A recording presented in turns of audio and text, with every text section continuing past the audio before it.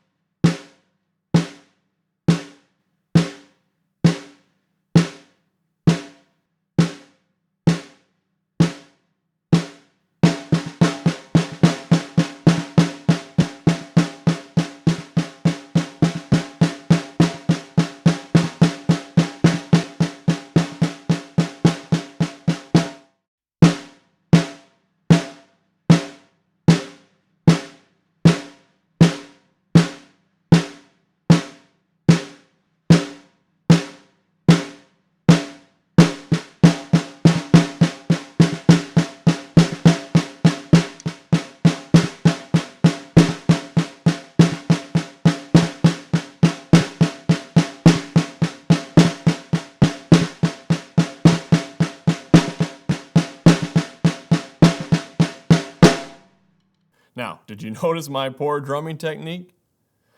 Besides that, now let's go at it again, this time with a bass drum. Here I'm using the D112 from AKG.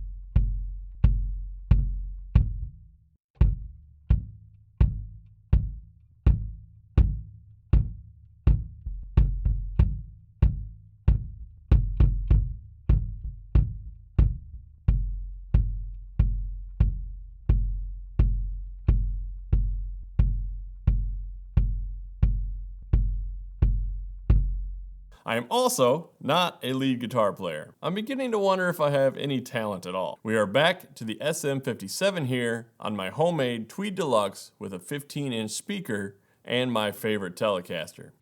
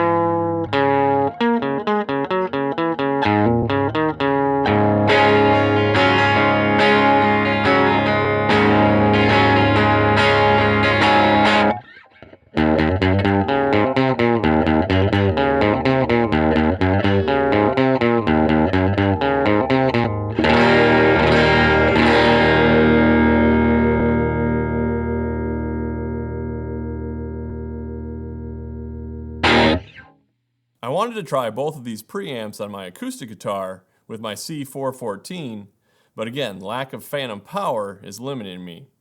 And since the 312 doesn't have a DI input, I'll spare your ears on my bass playing skills. The very last check is going to be on the mix bus. Since I have 2 channels of each of these, I can send my left and my right channels to my master bus out, and then back in again to my DAW, which is Reaper. I'll render a few snips of both preamps in both clean and dirty so you can have a listen. I couldn't let you go. I had no way to know that I'd get the chance for something I never did. On a fast train, going nowhere fast, riding along now, still stuck in the past. And I don't care just what I see, and I know this night is the last for me. On this fast train, going nowhere fast. So there you have it, a complete rundown of multiple sources and microphones through 2 very different preamps. What did you think? Could you tell the difference? I thought it was quite eye-opening how each preamp had its strengths depending on the source. So now which one would you use and where? For my ears, the Neve clone Warm Audio WA273 had maybe a slower sound. There was a little bit more build-up in the low end that you could really hear on the kick and in my vocals. The API clone VP312 had a quicker sounding mid-forward vibe to it. Now both sounded very good, especially when pushed a little bit harder. Now, I'm planning on doing some more videos of these preamps shot out against other ones that I have on hand and against no preamp at all, just direct into my interface. So make sure you subscribe and hit the notification bell to see those.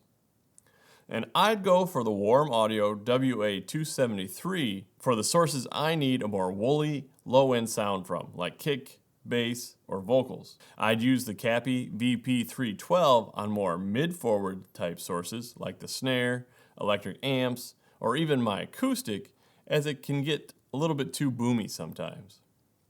I think the key here is to have a few flavors available that help sit it right in the mix. While you can record a complete band or album on one mic and one preamp, you run the risk of buildups in those frequencies that are harder to mix out of the way. On the mix bus test, you can really see how much the preamps are compressing the signal and really bringing it forward. This is something I'm definitely going to use in the future and running all of my mixes through one of these preamps, probably the WA273, as it gives it that more warm sound, I think. So, what did you think? I thought this was a pretty good test. I've learned a lot about my gear from doing this for you. And thanks for watching, and then we'll see you in the next one.